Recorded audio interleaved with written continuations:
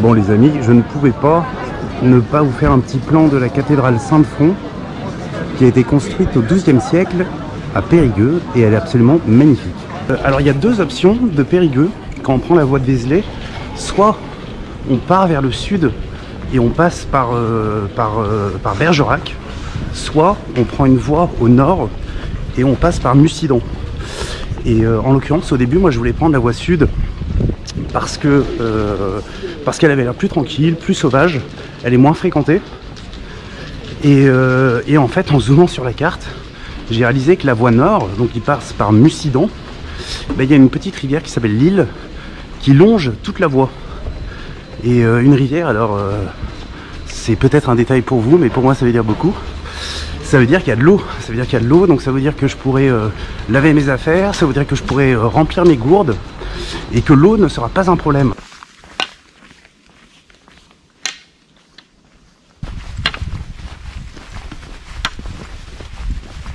Ça y est, j'ai quitté Périgueux, je marche. L'objectif c'est de bivouaquer du côté de Saint-Astier, donc c'est à une vingtaine de kilomètres de Périgueux. Et chose importante, j'ai changé de chaussures. J'ai pris des chaussures de trail, c'est comme des baskets, particulièrement respirantes. Elles sont hyper légères, j'ai l'impression de marcher dans des pantoufles. J'espère que ces chaussures vont bien me convenir. Ça a l'air d'être le cas, là, ça fait déjà, je sais pas, 5-10 km que je marche et franchement c'est nickel. J'ai quand même gardé mes anciennes chaussures, j'allais les jeter, j'étais en mode ok j'ai une nouvelle paire de chaussures, ça va me faire chier, je les jette. Et en fait je les ai gardées parce qu'il suffit qu'en fait ce soit une fausse impression et qu'elle me fasse très mal aux pieds. Et je suis niqué, j'ai plus de chaussures. Je vais faire 2-3 jours de marche avec mes nouvelles chaussures. Et si jamais je vois que c'est bien, que je suis confortable dedans et que tout va bien, eh ben je jetterai mes chaussures tout simplement. Bon les amis, vous avez compris, il pleut. C'était pas qu'une averse, à mon avis, ça va durer durablement. Donc j'ai mis ma tenue de pluie, j'ai un style incroyable, je vous laisse admirer l'œuvre. Voilà, beau gosse. Et voilà, et je pense qu'honnêtement il va pleuvoir toute la journée ou toute l'après-midi, enfin le ciel est vraiment bouché. Donc voilà, je vais quand même marcher, je vais avancer, il faut bien avancer, je suis bien protégé, donc ça devrait le faire. Bon les amis, je me suis installé comme un énorme manouche. Je suis bientôt arrivé à Saint-Astier, c'est dans 4 ou 5 km je dirais. Il est 13h30, j'ai déjà mangé et en fait j'avais pas fait sécher mes affaires, notamment ma tente, depuis la nuit d'avant Périgueux. Donc là je fais sécher mes affaires, j'ai marché pendant 5 heures sous l'eau, il a plu non-stop, mais là vous voyez il y a une, je sais pas si on peut appeler ça une éclaircie, en tout cas voilà, en tout cas il pleut pas et il y a un peu de vent. Et regardez l'étendue de mon œuvre, vous voyez je fais sécher les affaires, donc la tente, tac, voilà. Parce que ce soir je vais bivouaquer donc derrière Saint-Astier je pense, ou alors devant, mais je vais essayer de bivouaquer. Et bivouaquer avec des affaires mouillées c'est l'enfer.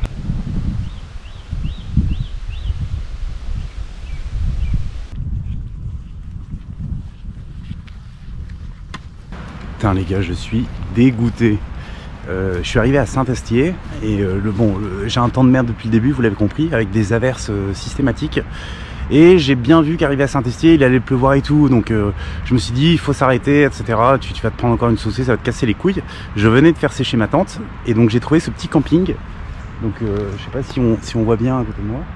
Voilà, il n'y avait qu'une seule personne avec sa tente. Le mec était sympa, il m'a offert une bière et tout. Et je me suis dit, bah vas-y, il faut que tu montes ta tente.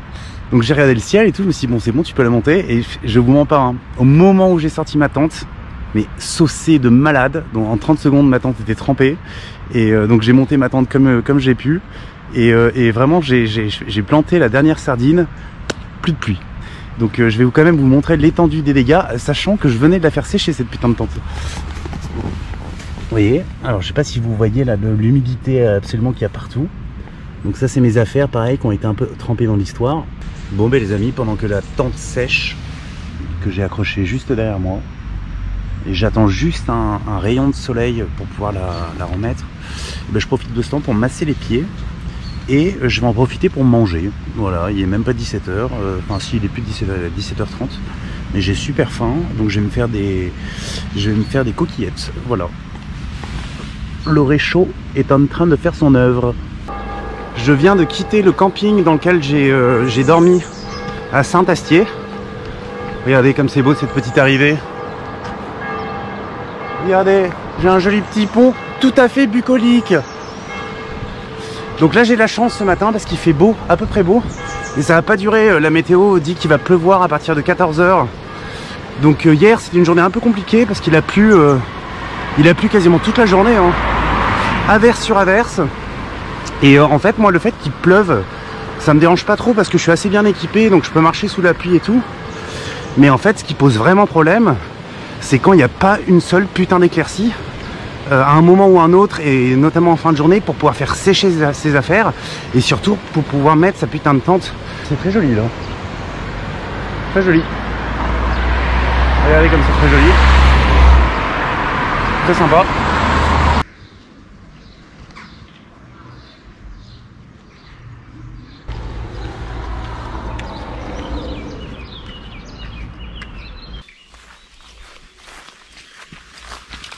Cet homme fait sécher sa tente et ses affaires entre deux averses.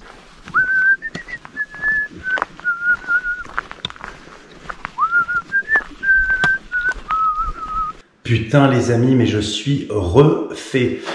L'objectif c'était d'aller à Mussidan et il a plu toute la journée, l'enfer, averse, averse, averse. Et là il est 12h30 et ils annoncent encore pire cet après-midi. Ils annoncent vraiment des averses d'enculés. Donc en gros, j'allais arriver à Mussidan complètement trempé, je devais trouver un gîte, sachant que les gîtes sont pas encore tous réouverts, donc ça aurait été compliqué. Et là, bénédiction, je tombe sur ça. Donc en fait, c'est un abri de chasseurs, un repère de chasseurs, et donc parfaitement ouvert, en libre accès. D'ailleurs, vous voyez, je suis pas le seul à être venu. Il y a des gens qui ont laissé des mots pour remercier les chasseurs. Donc je suis à côté de Douzillac, et en fait...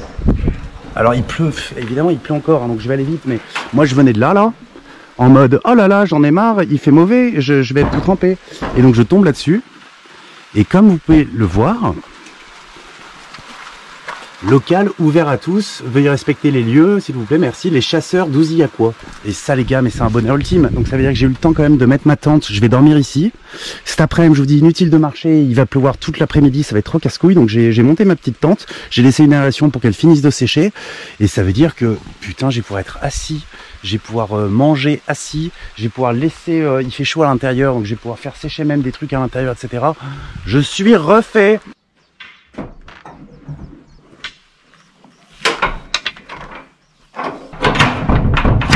Il est 6h10, alors un énorme big up aux chasseurs gaillacois, j'ai oublié le nom. Donc le petit refuge que je suis en train de quitter, qu'on voit juste derrière, a été très utile. J'ai pu laisser mes affaires à l'intérieur et les faire sécher parce qu'il faisait relativement chaud à l'intérieur, parce que vous voyez c'est de la tôle. Donc ça chauffe très vite à l'intérieur. Qu'est-ce que je peux vous dire? Alors déjà j'ai laissé mes anciennes chaussures. Je les ai fleuries et je les ai accrochées quelque part. Ceux qui me suivent sur Instagram savent où est-ce que je les ai mises. Donc si vous voulez voir cette jolie petite photo, je vous invite à aller sur Instagram. Autre bonne nouvelle, j'ai rencontré enfin mon premier pèlerin. Donc le mec était très sympa, il avait 80 piges. Il a découvert les chemins de Saint-Jacques relativement tardivement. Il a débuté à 73 ans et tous les ans il fait une semaine ou deux, une dizaine de jours quoi, de chemin de Saint-Jacques. Là, quel est le programme? Alors le programme, c'est tout simplement d'aller à Mussidan. C'est à 2 heures de marche, il est 6h10. Franchement, j'y serai à 8h, 8h30 sans problème, je pense. Et là, il faut que je me recharge, je me ravitaille, j'ai plus rien. En gros, il me reste juste du café et du lait en poudre. Et après, c'est vraiment la météo qui va gouverner ma journée. Comme vous voyez, franchement, je suis trop content. Il va faire beau. Alors regardez comme c'est beau quand même. Vous voyez, c'est bon, c'est très sauvage hein, comme endroit. C'est pas une zone de chasse pour rien. D'ailleurs, il y a eu du grabuge autour de la tente pendant toute la nuit. Donc il y a pas mal d'animaux qui sont passés. Il y a notamment une chouette ou un hibou ou bref un oiseau nocturne qui a pas arrêté de gueuler toute la nuit. Et donc pour revenir au programme, s'il fait beau et que je vois que vraiment la journée va être belle, je vais m'arrêter du côté de Fraisse avant Sainte-Foy pour pouvoir bivouaquer, et pour pouvoir bivouaquer pour la première fois sans me préoccuper de la pluie et des conditions météo qui sont mauvaises. Et si les prévisions sont trompeuses et que c'est couvert ou qu'il pleut ou qu'il y a encore des averses ou que c'est foireux, ben dans ces cas-là, je vais pousser ma marche jusqu'à Sainte-Foy.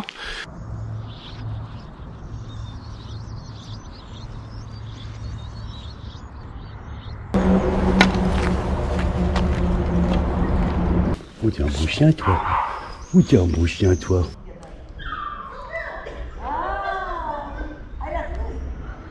Je viens de m'enfoncer dans un petit chemin de forêt qui est très joli. C'est un grand jour aujourd'hui car il fait beau et vraiment beau. Je pense que je vais avoir du beau temps. Alors bon, évidemment là on voit 2-3 nuages, mais je vous jure le ciel est globalement très bleu. Et du coup c'est cool, j'en avais vraiment besoin, donc ce soleil va me faire du bien. Je me suis bien ravitaillé à Mucident, donc c'est trop cool, j'ai trouvé une petite épicerie. La nana était très sympa. J'ai acheté du bon fromage, du bon saucisson, elle avait du bon produit. Je vous annonce aussi que j'ai fait un changement tactique au niveau de l'eau. En fait, il faut savoir que depuis le début, je suis parti avec 1,5 litre. Et voilà, j'avais une bouteille d'1 litre, une petite bouteille en plastique de 500 centilitres. Et ça me suffisait, enfin voilà, c'était bien. C'était pas trop lourd. Mais le problème, c'est qu'en fin de journée, systématiquement, j'avais plus d'eau, j'avais tout bu dans la journée. Donc, je pouvais pas faire ma popote le soir, genre mon riz ou mes coquillettes. Et surtout, le lendemain, j'avais pas d'eau pour faire mon putain de café. Moi, si j'ai pas pris mon café, ça me casse les couilles. Donc j'ai troqué ma bouteille de 500 centilitres par une bouteille de 1 litre. Ceux qui mènent, les mathématiciens, ceux qui mènent à 2 litres le poids total de l'eau que je porte.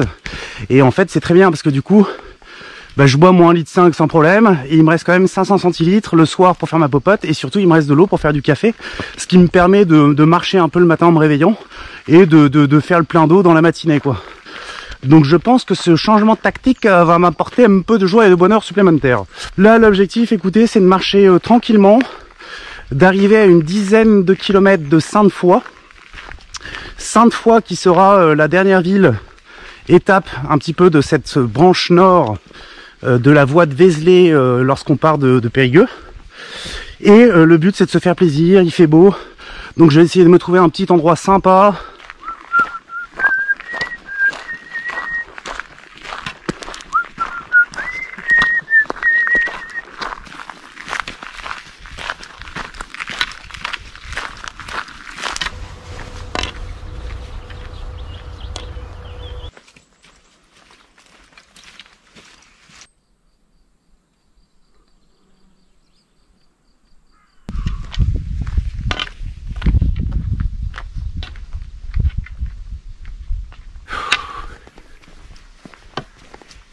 Bon les amis, la douche, les gens qui regardent la vidéo, les gens qui regardent la vidéo, la douche.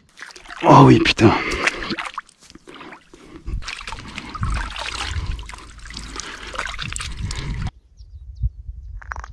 Bon les amis, que je vous explique.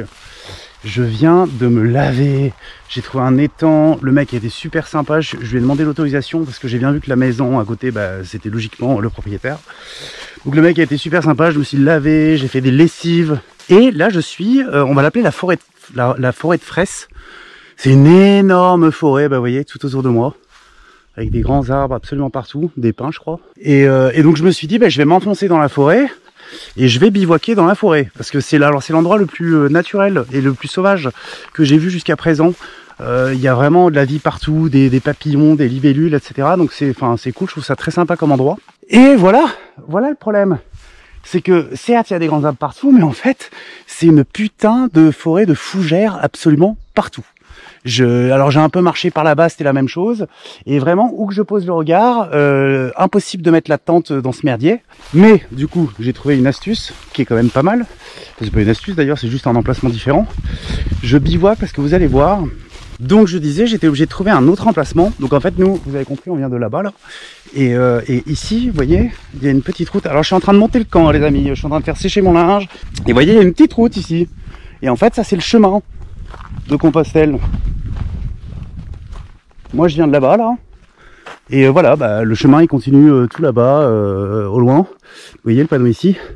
Bon alors il faut savoir que il doit y avoir une voiture qui passe toutes les 4 heures ou 5 heures. Donc honnêtement je pense pas déranger. Vous voyez quand on arrive en voiture ou d'un côté comme de l'autre. Bon là évidemment elle est rouge, elle est en train de sécher. Mais quand j'aurais mis la bâche de couleur verte, je serais quasiment invisible. Et je vous reprends au feu de camp. Et hop. Putain je deviens un pro des transitions les gars.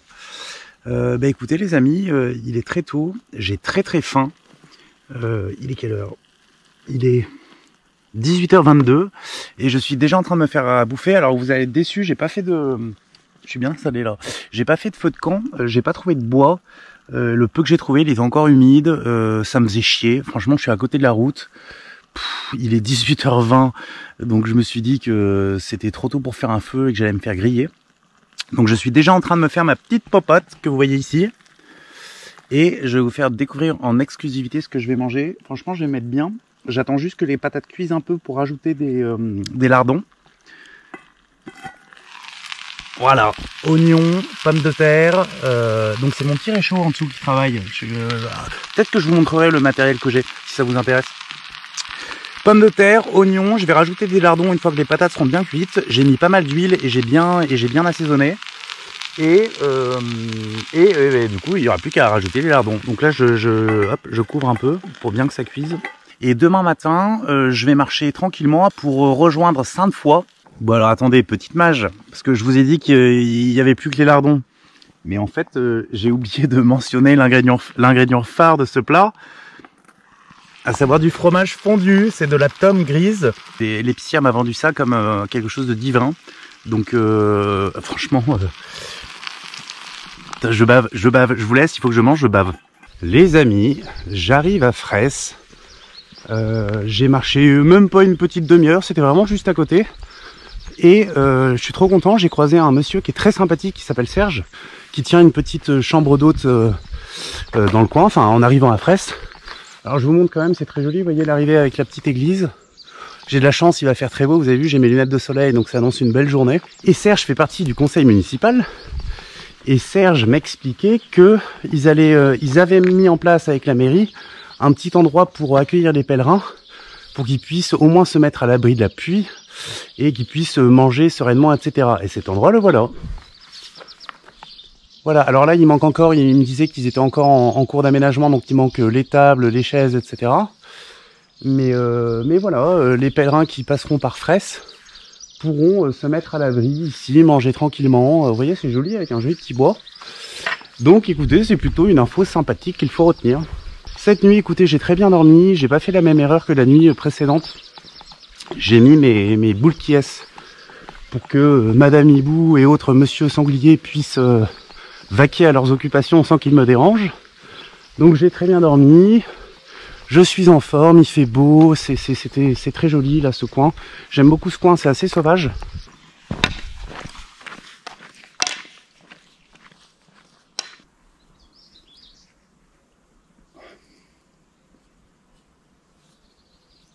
Après une petite côte qui m'a un peu cassé les pattes, je viens de là-bas. Et croyez-moi, ça monte. Je crois que nous pouvons dire que nous sommes officiellement dans les vignes. Voilà. Un très beau paysage, de très belles vignes. Et on continue. Les amis, il y a un chevreuil. On va essayer de l'approcher. Dans l'ombre à gauche. Là, vous voyez. Nous arrivons à Sainte-Foy-la-Grande. Cela signifie une fin de deuxième vidéo. Je vous laisse quand même admirer la vue.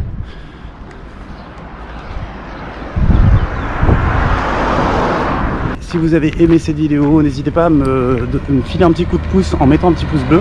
N'hésitez pas non plus à vous abonner. Donc voilà, je vous embrasse.